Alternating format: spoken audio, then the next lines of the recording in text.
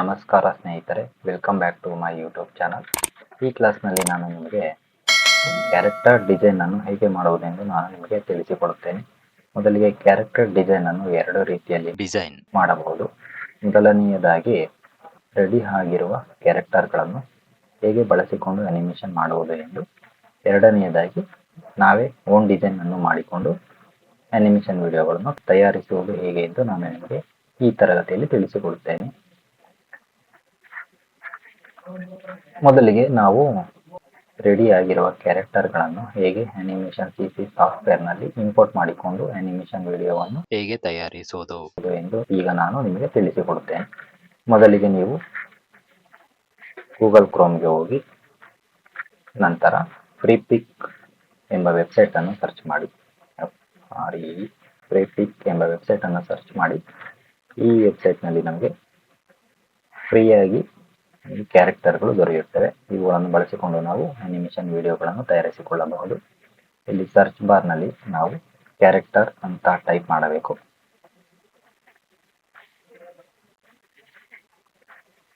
Then ನಮಗೆ ಹಲವಾರು ರೀತಿಯ ಕ್ಯಾರೆಕ್ಟರ್ಗಳು ದೊರೆಯುತ್ತವೆ. ಈ ವೆಬ್ಸೈಟ್ ನಲ್ಲಿ ನಮಗೆ ಕೆಲವು ಫ್ರೀ ಕ್ಯಾರೆಕ್ಟರ್ಗಳು ದೊರೆಯುತ್ತವೆ. ಇನ್ನು ಕೆಲವು ಡಿಸೈನ್ಗಳು ನಮಗೆ ಪ್ರೀಮಿಯಂ ಪರ್ಚೇಸ್ ಮಾಡುವುದರ ಮೂಲಕ ನಾವು ಈ ಡಿಸೈನ್ ಅನ್ನು ಯೂಸ್ ಮಾಡಿಕೊಳ್ಳಬಹುದು. ನೋಡಿ, ಇಲ್ಲಿ ಗೋ ಟು ಪ್ರೀಮಿಯಂ ಅಂತ ಇದೆ. ನಾನು ಪ್ರೀಮಿಯಂನ ಪರ್ಚೇಸ್ ಮಾಡಿದರೆ ಈ ಕ್ಯಾರೆಕ್ಟರ್ನ ನಾನು ಯೂಸ್ ಮಾಡಿಕೊಳ್ಳಬಹುದು. ಈಗ ನಾನು ಫ್ರೀ ಕ್ಯಾರೆಕ್ಟರ್ ಅನ್ನು ಹುಡುಕುತ್ತಿದ್ದೇನೆ. ಇದನ್ನು ಯೂಸ್ ಮಾಡಿಕೊಳ್ಳೋಣ. ಇದು ನಮಗೆ ಫ್ರೀಯಾಗಿ ದೊರೆಯುತ್ತದೆ. ದೆನ್ ಡೌನ್ಲೋಡ್ ಅನ್ನು ಕ್ಲಿಕ್ ಮಾಡಿ. ನಮಗೆ ಈ ಕ್ಯಾರೆಕ್ಟರ್ ಡೌನ್ಲೋಡ್ ಆಗಿದೆ. ಈಗ ಈ ಫೈಲ್ ಅನ್ನು ಎಕ್ಸ್ಟ್ರಾಕ್ಟ್ ಮಾಡಬೇಕು. ಈ ಫೈಲ್ ಅನ್ನು ಎಕ್ಸ್ಟ್ರಾಕ್ಟ್ ಮಾಡಿದ್ದೇನೆ. ನಂತರ ನಮಗೆ ಈ ರೀತಿ IPS ಫಾರ್ಮ್ಯಾಟ್ ಅಲ್ಲಿ ಫೈಲ್ ದೊರೆಯುತ್ತದೆ. ಈ ಫೈಲ್ ಅನ್ನು ನಾವು ಇಲಸ್ಟ್ರೇಟರ್ ನಲ್ಲಿ ಓಪನ್ ಮಾಡಬೇಕು. ಈಗ ನಾನು ಈ ಫೈಲ್ ಅನ್ನು ಇಲಸ್ಟ್ರೇಟರ್ ನಲ್ಲಿ ಓಪನ್ ಮಾಡುತ್ತಿದ್ದೇನೆ.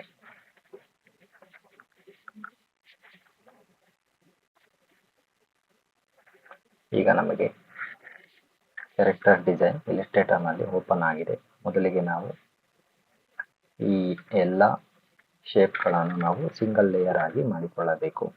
ನಂತರ ಅದನ್ನು ಸೇವ್ ಮಾಡಿಕೊಂಡು ಅನಿಮೇಷನ್ CCಯಲ್ಲಿ ಇಂಪೋರ್ಟ್ ಮಾಡಿಕೊಳ್ಳಬೇಕು. ಈಗ ಮೊದಲು ನಾವು ಎಲ್ಲ ಲೇಯರ್ ಅನ್ನು ಸಿಂಗಲ್ ಲೇಯರ್ಗಳಾಗಿ ಕನ್ವರ್ಟ್ ಮಾಡಿಕೊಳ್ಳೋಣ. ಮೊದಲಿಗೆ ಲೇಯರ್ ಅನ್ನು ಕ್ಲಿಕ್ ಮಾಡಿ. ನಂತರ ಈ ಲೇಯರ್ ಮೇಲೆ ಇರುವ ರೌಂಡ್ ಸರ್ಕಲ್ ಅನ್ನು ಕ್ಲಿಕ್ ಮಾಡಿ. ದೆನ್ ಟಾಪ್ ನಲ್ಲಿ ಈ 3 ಲೈನ್ಸ್ ಇದೆಯಲ್ಲ, ಇದನ್ನು ಕ್ಲಿಕ್ ಮಾಡಿ. ನಂತರ ರಿಲೀಸ್ ಟು ಲೇಯರ್ ಅನ್ನು ಕ್ಲಿಕ್ ಮಾಡಿ. ನಂತರ ಲೇಯರ್ 2 ಅನ್ನು ಕೂಡ ಇದೇ ರೀತಿ ಮಾಡಿ. Release to layer, next layer 3, then layer 4, then layer 5, then layer 6. ಈಗ ನಾನು ಈ ಎಂಟಿ ಲೇಯರ್ ಅನ್ನು ಡಿಲೀಟ್ ಮಾಡುತ್ತೇನೆ.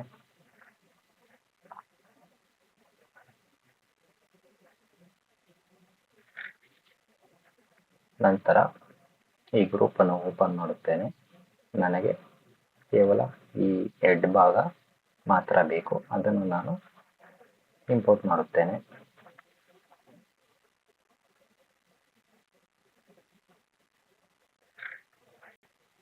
ನಾನು ಈಗ ಒಂದು ನ್ಯೂ ಲೇಯರ್ ಅನ್ನು ಕ್ರಿಯೇಟ್ ಮಾಡಿ ಆ ನ್ಯೂ ಲೇಯರ್ಗೆ ನನಗೆ ಬೇಕಾಗಿರುವ ಪಾರ್ಟ್ ಅನ್ನು ಮಾತ್ರ ಆ ಲೇಯರ್ಗೆ ಮೂವ್ ಮಾಡುತ್ತೇನೆ. ನನಗೆ ಕೇವಲ ಹೆಡ್ ಭಾಗ ಮಾತ್ರ ಬೇಕು. ಇದೆಲ್ಲ ಪಾರ್ಟ್ ಅನ್ನು ನಾನು ಆಫ್ ಮಾಡುತ್ತೇನೆ. ನಂತರ ಹೆಡ್ ಭಾಗದ ಲೇಯರ್ ಅನ್ನು ಎಂಟಿ ಲೇಯರ್ಗೆ ನಾನು ಡ್ರ್ಯಾಗ್ ಮಾಡಿದ್ದೇನೆ. ದೆನ್ ನಾನು ಈಗ ಲೇಯರ್ 1 ಅನ್ನು ಆಫ್ ಮಾಡಿದರೂ ನನಗೆ ಹೆಡ್ ಭಾಗ ಆಕ್ಟಿವೇಟ್ ಅಲ್ಲಿ ಕಾಣಿಸುತ್ತಿದೆ. ನಂತರ ಲೇಯರ್ 2 ಅನ್ನು ಸೆಲೆಕ್ಟ್ ಮಾಡಿಕೊಂಡು ಈ ರೌಂಡ್ ಬಟನ್ ಅನ್ನು ಕ್ಲಿಕ್ ಮಾಡಿ.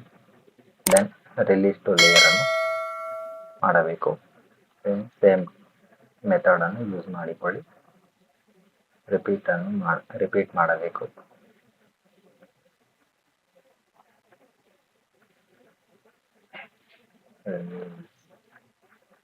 ರಿಲೀಸ್ ಟು ನ್ಯೂ ಲೇಯರ್,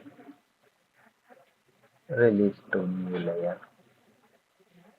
ಈಗ ನಾನು ಈ ಎಂಟಿ ಲೇಯರ್ ಅನ್ನು ಡಿಲೀಟ್ ಮಾಡುತ್ತೇನೆ.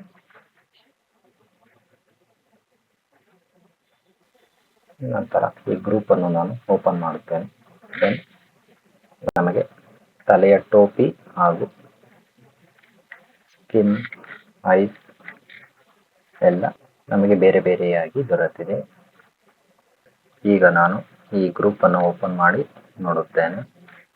ನಮಗೆ ಟೋಪಿ ಹಾಗೂ ಹೆಡ್ ಭಾಗ ಬೇರೆ ಬೇರೆಯಾಗಿದೆ. ಈಗ ನಾನು ತಲೆಯ ಭಾಗವನ್ನು ಓಪನ್ ಮಾಡುತ್ತೇನೆ. ನಮಗೆ ಕಿವಿ ಹಾಗೂ ಕಣ್ಣು, ನಾಯ್ಸ್ ಎಲ್ಲ ನಮಗೆ ಬೇರೆ ಬೇರೆ ಡಿವೈಡ್ ಆಗಿದೆ. ಈಗ ನಾನು ಎಲ್ಲವನ್ನು ಆನ್ ಮಾಡುತ್ತೇನೆ. ನಂತರ ಈ ಎಲ್ಲ ಲೇಯರ್ ಅನ್ನು ಸೆಲೆಕ್ಟ್ ಮಾಡಿಕೊಂಡು ಶಿಫ್ಟ್ ಅನ್ನು ಹೋಲ್ಡ್ ಮಾಡಿ ಎಲ್ಲ ಲೇಯರ್ ಅನ್ನು ಸೆಲೆಕ್ಟ್ ಮಾಡಿಕೊಂಡು ಟಾಪ್ ಲೇಯರ್ನ ಮೇಲ್ಭಾಗದಲ್ಲಿ ಡ್ರ್ಯಾಗ್ ಮಾಡಿ ಒಳ್ಳೆ ಬಂತ ಶಿಷ್ಯ.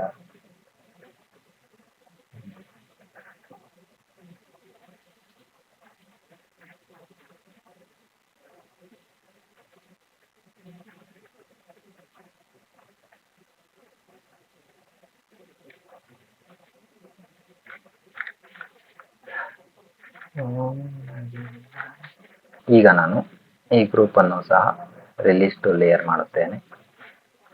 ನಂತರ ನನಗೆ ಈ ಎಲ್ಲ ಲೇಯರ್ಗಳು ಸಪ್ರೇಟ್ ಆಗಿ ದೊರೆತಿದೆ. ಈಗ ನಾನು ಎಲ್ಲ ಲೇಯರ್ ಅನ್ನು ಸೆಲೆಕ್ಟ್ ಮಾಡಿಕೊಂಡು ಟಾಪ್ಗೆ ಮೂವ್ ಮಾಡುತ್ತೇನೆ. ನನಗೆ ಹೆಡ್ನ ಎಲ್ಲ ಭಾಗಗಳು ಸಪ್ರೇಟ್ ಆಗಿ ಮೂವ್ ಆಗಿದೆ.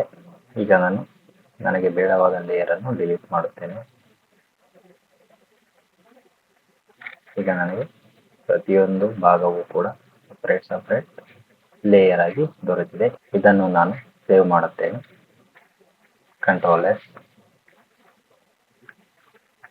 ನೀವು ಎಲ್ಲಿ ಬೇಕಾದರೂ ಸೇವ್ ಮಾಡಿಕೊಳ್ಳಬಹುದು. ನಾನು ಈ ಫೈಲ್ ಅನ್ನು 01 ಎಂದು ಸೇವ್ ಮಾಡುತ್ತಿದ್ದೇನೆ. ಓಕೆ. ನಂತರ ಈ ಟ್ಯಾಬ್ ನಲ್ಲಿ ನೀವು ಏನು ಚೇಂಜಸ್ ಕೂಡ ಮಾಡಬೇಡಿ. ದೆನ್ ಓಕೆ ಅನ್ನು ಕ್ಲಿಕ್ ಮಾಡಿ. ಸೇವ್ ಆಗಿದೆ. ಈಗ ನಾನು ಈ ಸಾಫ್ಟ್ವೇರ್ ಅನ್ನು ಕ್ಲೋಸ್ ಮಾಡುತ್ತಿದ್ದೇನೆ. ಈಗ ಅಡಾಬ್ ಅನಿಮೇಷನ್ ಸಿಸಿ ಸಾಫ್ಟ್ವೇರ್ ಅನ್ನು ಓಪನ್ ಮಾಡಿಕೊಳ್ಳಿ.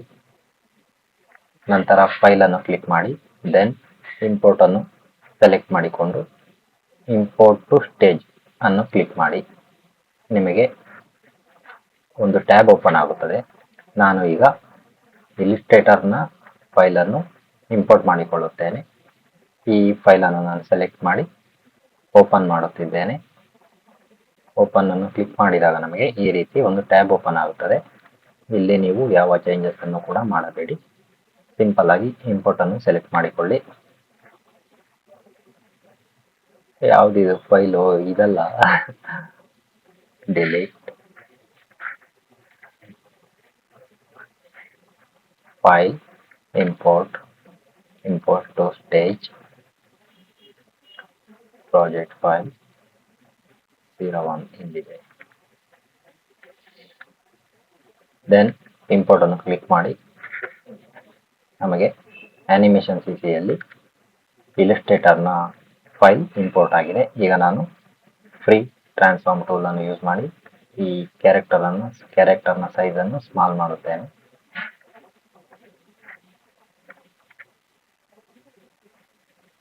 ಶಿಫ್ಟ್ ಅನ್ನು ಹೋಲ್ಡ್ ಮಾಡಿ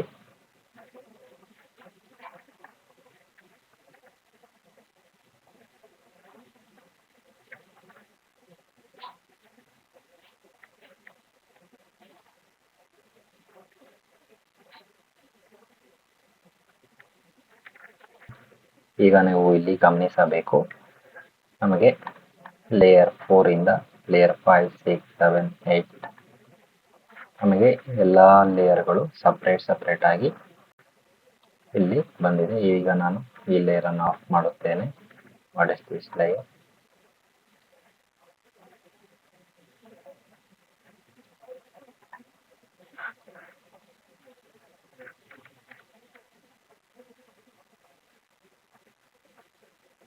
ಈಗ ನೀವು ಯಾವ ಲೇಯರ್ ಅನ್ನು ಕೂಡ ಆಫ್ ಅಂಡ್ ಆನ್ ಮಾಡಿಕೊಳ್ಳಬಹುದು. ನೋಡಿ, ನಾನು ಐಸ್ ಅನ್ನು ಕ್ಲಿಕ್ ಮಾಡಿದಾಗ ಆ ಲೇಯರ್ ಆಕ್ಟಿವೇಟ್ ಆಗುತ್ತದೆ.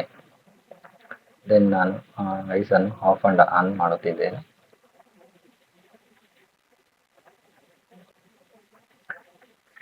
ಈ ರೀತಿಯಾಗಿ ನಾವು ಬೇರೆ ಸಾಫ್ಟ್ವೇರ್ನಲ್ಲಿ ಡಿಸೈನ್ ಮಾಡಿದ ಕ್ಯಾರೆಕ್ಟರ್ಗಳನ್ನು ನಾವು ಅನಿಮೇಷನ್ CC ಯಲ್ಲಿ ಇಂಪೋರ್ಟ್ ಮಾಡಿಕೊಂಡು ಅನಿಮೇಷನ್ ಮಾಡಿಕೊಳ್ಳಬಹುದು. ಈಗ ನಾನು ಈ ಕ್ಯಾರೆಕ್ಟರ್ ಅನ್ನು ಡಿಲೀಟ್ ಮಾಡುತ್ತಿದ್ದೇನೆ. Ctrl+RTA all select delete. ಲೇಯರ್ಗಳನ್ನು ಕೂಡ ಡಿಲೀಟ್ ಮಾಡುತ್ತಿದ್ದೇನೆ.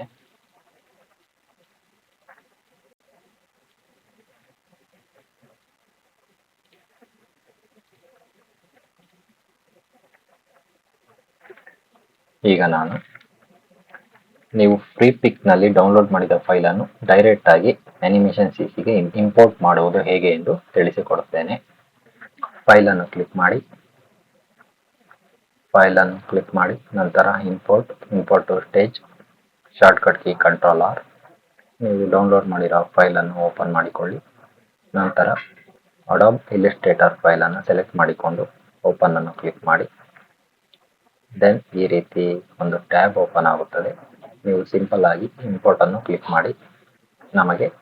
ನಾವು ಡೌನ್ಲೋಡ್ ಮಾಡಿರುವ ಫೈಲ್ ಅಡೋಬ್ ಅನಿಮೇಷನ್ CCಯಲ್ಲಿ ಡೈರೆಕ್ಟ್ ಆಗಿ ಈ ರೀತಿ ಓಪನ್ ಆಗುತ್ತದೆ. ಇದನ್ನು ನಾವು ಯೂಸ್ ಮಾಡಿಕೊಳ್ಳಬಹುದು. ಮೊದಲಿಗೆ ನಾನು ಫ್ರೀ ಟ್ರಾನ್ಸ್ಫಾರ್ಮ್ ಟೂಲ್ ಅನ್ನು ಯೂಸ್ ಮಾಡಿಕೊಂಡು ಈ ಡಿಸೈನ್ ಅನ್ನು ಸ್ಕೇಲ್ ಮಾಡುತ್ತೇನೆ.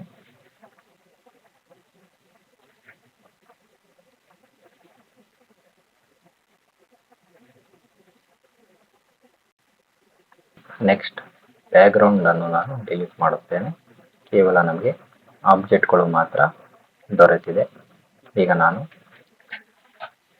ಈ ಎಲ್ಲ ಆಬ್ಜೆಕ್ಟ್ಗಳನ್ನು ನಾನು ಯೂಸ್ ಮಾಡದೆ ಕೇವಲ ಒಂದು ಆಬ್ಜೆಕ್ಟ್ ಅನ್ನು ಯೂಸ್ ಮಾಡಿಕೊಂಡು, ಅಂದರೆ ಈ ಒಂದು ಕ್ಯಾರೆಕ್ಟರ್ ಅನ್ನು ಹೇಗೆ ಬಳಸುವುದು ಎಂದು ನಾನು ನಿಮಗೆ ತಿಳಿಸುತ್ತೇನೆ. ಈಗ ನನಗೆ ಬೇಡವಾದ ಕ್ಯಾರೆಕ್ಟರ್ ಡಿಸೈನ್ ಅನ್ನು ಡಿಲೀಟ್ ಮಾಡುತ್ತೇನೆ.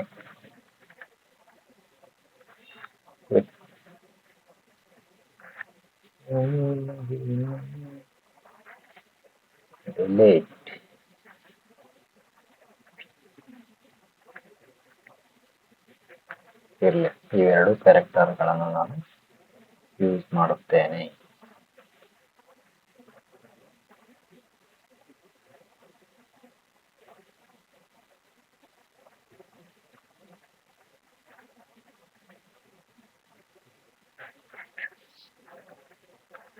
ಮೊದಲಿಗೆ ಈ ಆಬ್ಜೆಕ್ಟ್ ಅನ್ನು ಯೂಸ್ ಮಾಡಬೇಕೆಂದರೆ ಆಬ್ಜೆಕ್ಟ್ ಅನ್ನು ಸೆಲೆಕ್ಟ್ ಮಾಡಿ, right click, break apart ಅನ್ನು ಕ್ಲಿಕ್ ಮಾಡಿ. ನಮಗೆ ಎಲ್ಲ ಆಬ್ಜೆಕ್ಟ್ಗಳು,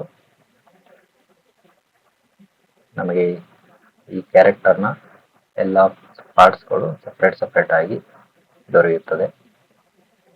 ನೋಡಬಹುದು, ಎಲ್ಲ ಕ್ಯಾರೆಕ್ಟರ್ನ ಪಾರ್ಟ್ಗಳು ಸಪ್ರೇಟ್ ಆಗಿ ದೊರೆತಿದೆ. ಇದನ್ನು ನಾವು ನನಗೆ ಬೇಡವಾದ ಡಿಸೈನ್ ಅನ್ನು ನಾನು ಡಿಲೀಟ್ ಮಾಡುತ್ತೇನೆ. ಈಗ ಮತ್ತೆ ಮೊದಲಿನ ಸ್ಥಾನಕ್ಕೆ ಎಲ್ಲ ಡಿಸೈನ್ ಅನ್ನು ಜಾಯಿನ್ ಮಾಡುತ್ತೇನೆ.